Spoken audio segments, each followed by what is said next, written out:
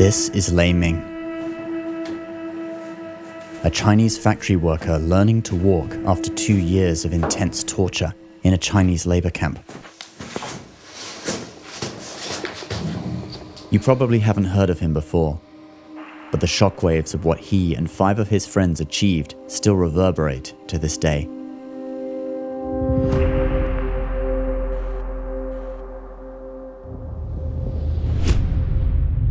It's the beginning of 2002, in the northeast city of Changchun, China. A group of 6 Falun Gong practitioners are gathering in secret to discuss an extraordinary task. A task with life and death consequences. They are preparing to break into the television broadcasting of the most tyrannical regime on earth, the Chinese Communist Party. Their goal is to expose one of the gravest state-sponsored lies in Chinese history. A single lie used to justify the persecution of millions. This most unlikely group of ordinary Chinese people spent the beginning of 2002 under constant risk of being caught.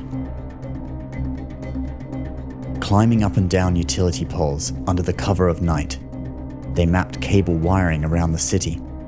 They practiced how to splice wires to broadcast programs from a cheap portable VCD player. None of them had any formal training. The chance of success was small. Their very lives were at risk. What made them still carry on?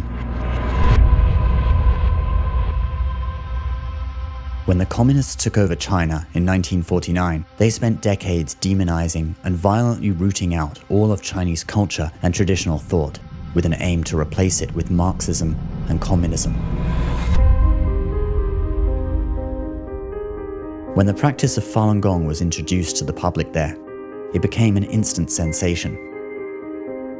Not only is it a direct continuation of traditional Chinese culture, being a Buddhist-based spiritual practice, but due to the health benefits of its exercises, in just a few short years, 100 million people were learning the practice.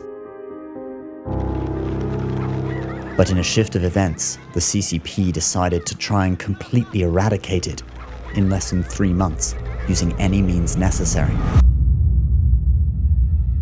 Suddenly, practitioners were arrested in such high numbers that prisons were overflowing. Stadiums and hotels were used as detention centers.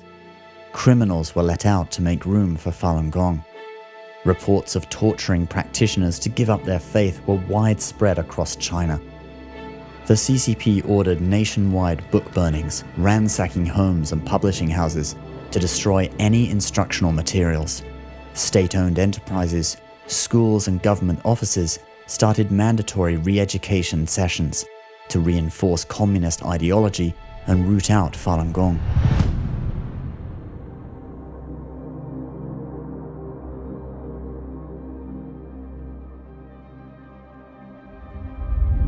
Those who were once most respected by society had to be despised. Books that were once national bestsellers were now burning by the millions. The CCP's demonizing and dehumanizing of the practice flooded the media airwaves. A year and a half into the violent persecution, practitioners were still not giving up their faith.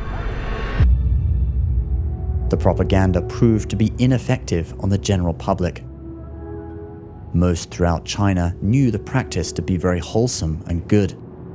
People remained skeptical to the draconian nature of the CCP's campaign. A nervous debate within the CCP's top leadership was brewing. How could they get the general public and the rest of the world to join their side in the persecution? How to make people distrust and hate Falun Gong? They needed a trigger event with an unforgettable emotional impact.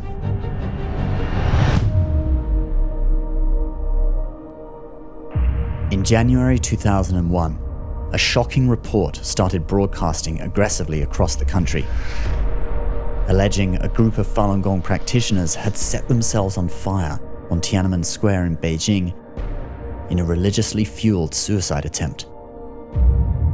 Western reporters quickly discovered that these victims were not practitioners, and the incident was staged by the CCP. But inside China, the state-run media bombarded people with non-stop reports featuring grisly footage and terrifying narratives. The campaign was unescapable. The CCP even went after the most vulnerable, indoctrinating millions of elementary school children, placing propaganda in their textbooks, teaching them to hate Falun Gong.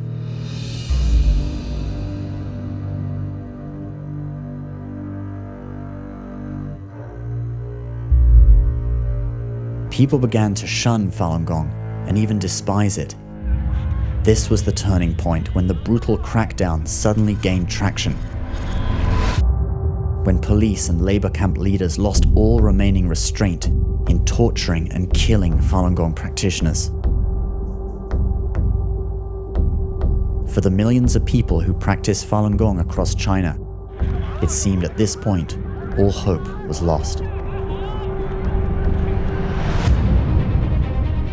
It was against this backdrop the unlikely group of 6 ordinary Chinese citizens found the courage to do the impossible. On March 5, 2002, the team dispersed into the night to fulfill their mission. That night, across 8 separate Changchun city broadcast channels, over 1 million people found themselves stunned in front of their TVs.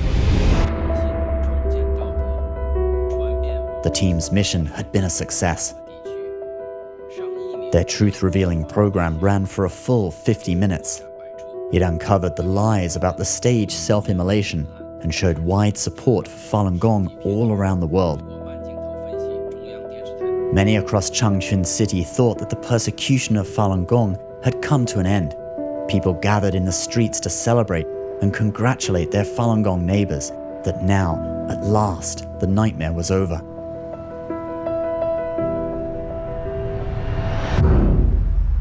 But the celebrations did not last long.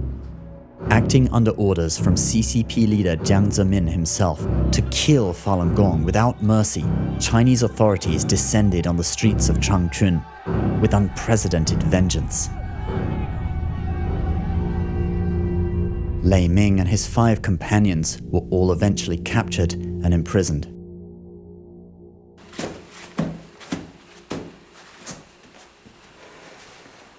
Lei Ming was tortured to the point where his spine was deformed, and he could hardly walk.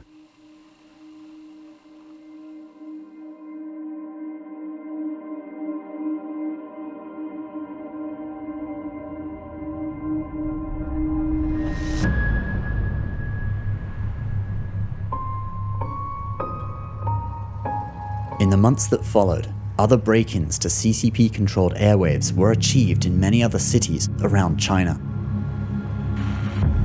Motivated by this event, a team of Falun Gong practitioners in the US created technologies allowing millions in China to break through the CCP-controlled internet firewall. These tools were also used to challenge oppressive regimes around the world, including Burma and Iran, where they played a vital role during the Arab Spring.